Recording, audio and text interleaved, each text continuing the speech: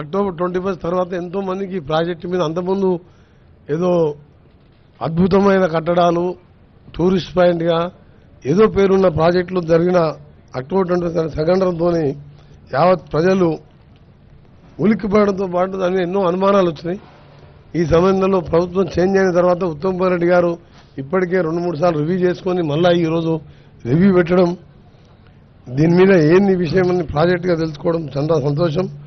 వారికి ధన్యవాదాలు తెలియజేసుకుంటూ, అలాగే గౌరవ మంత్రివర్యులు శ్రీనివాసరెడ్డి గారు, గౌరవ మంత్రివర్యులు ప్రభాకర్ గారికి, వివేక్ భాయ్ గారికి, జీవనన్న గారికి, ఈఎన్సీ గారు ఒకటే ఈఎన్సీ గారు నాకు ఒకటే 2-3 క్లారిఫికేషన్ ఎక్కువ నేను స్పీచ్ చేయదలుచుకోలేదు. మాకు మొత్తం ప్రాజెక్టు గురించి పూర్తిగా ఐడియా ఉన్నది.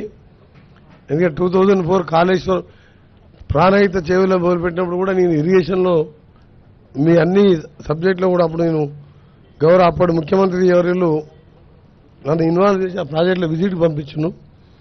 అసలు తొమ్మిడిగంటి దగ్గర మీరు కట్టడానికి అప్పుడున్న గవర్నమెంట్లో సబ్మిట్ చేయేది 3,000 ఎకరాలు చిల్లరనే. అప్పుడు కన్విన్స్ చేసేదానికి అవకాశాలు ఉండే. ఫడ్నవీస్ గారు ముఖ్యమంత్రిగా ఉండే, అంతకుముందు ఆయన ఎగనే చేసినప్పుడు ఆపోజిషన్ లీడర్ ఉండే.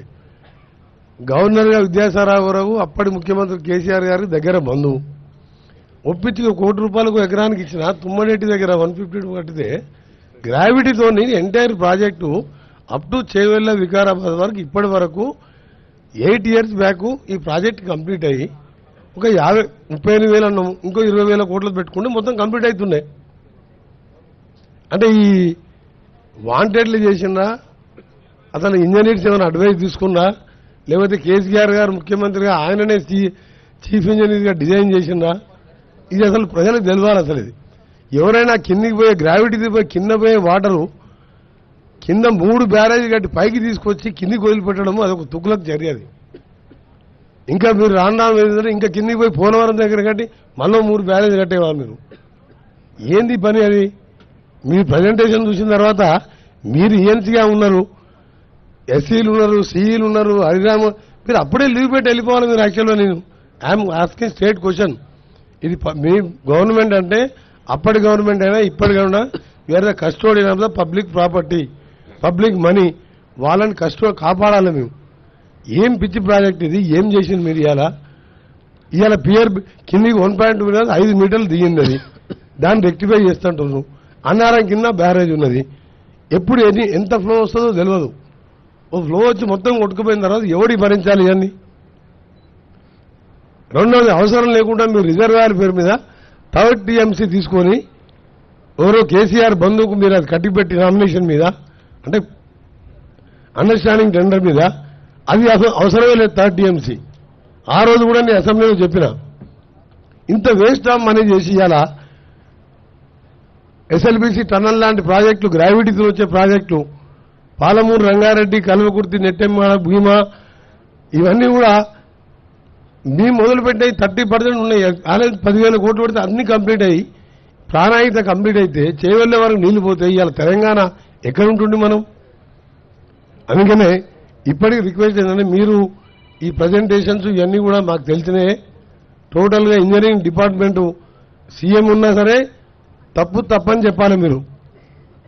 దీంట్లో నా గౌరవ మంత్రి గారిని ఒకటే కోరుతున్నది, దీని మీద సరి అయిన ఎంక్వైరీ చేసుకొని అసలు మీరు తీసుకొచ్చిన పంపులు 21 పంపింగ్ స్టేషన్స్ ఏ కంపెనీకి వెళ్ళి తీసుకొచ్చిండ్రు? టోటల్ అసెంబ్ల్డ్ మోటార్స్, దాని వాల్యూ ఎంత?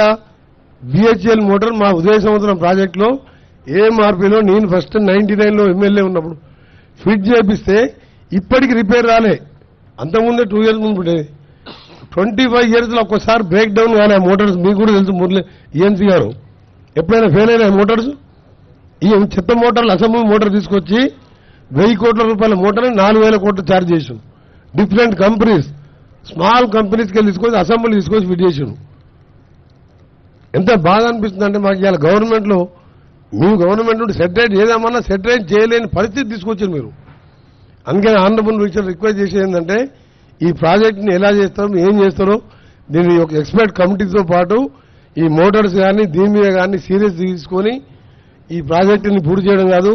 మధ్యలో గౌరవల్లి ప్రాజెక్టు దాన్ని ఆపేసాను. అంటే అప్పటి ప్రాజెక్టు పూర్తి చేస్తే, ప్రాణహిత పూర్తి చేస్తే కాంగ్రెస్ ప్రభుత్వానికి పేరు వస్తుంది.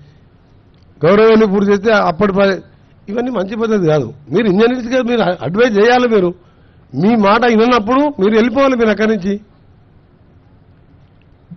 ఇవాళ మీరు బస్వాపూర్ అన్నారు, కొండపోచమ్మ నిండింది, మల్లన్న సాగర్ నిండింది, 10 గండిపేటలంత కెపాసిటీతో 54,000 ఎకరాలు చేసిండు.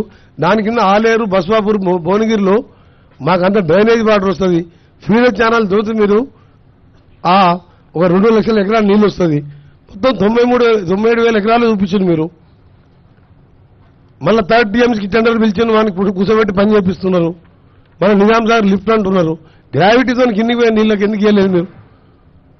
So I want to know point. Honourable minister కూడా చెప్తుంది, నిజంగా ఈజీ మినిస్టర్ గారు. కొండపోతే ఎప్పుడు నిండా ఉంటుంది. ఒక జస్ట్ ఫామ్ హౌస్ తప్ప ఎక్కడ పోవు నీళ్లు. I'm not criticising any government. ఆ గవర్నమెంట్ అయిపోయింది, దాని గురించి మాట్లాడతారు. మాకు బాధ అనిపిస్తుంది, ఎప్పుడు నిండా ఉంటుంది. కిందికి ఒక 400 ఎకర్స్ పోతుంది, 1 ఎకరా నీళ్ళు వస్తుంది దాని మీద. ఇప్పుడు నిజాం సాగర్ లిఫ్ట్గా మొన్న టెండర్లు పిలిచిండు. నేను వచ్చింది కూడా మీ పర్మిషన్ తీసుకొని ఇవి తెలుసుకోవడానికి. నల్గొండ జిల్లాలో ఎన్నో 4-5 లక్షల నీళ్ళు ఇచ్చే, సరే ఇంత ఖర్చు పెట్టినావు, ఏం చేసావు? What is the benefit? ఎకరానికి 10-12 వేల రూపాయలు ఖర్చు వస్తుంది రేపటి మీద.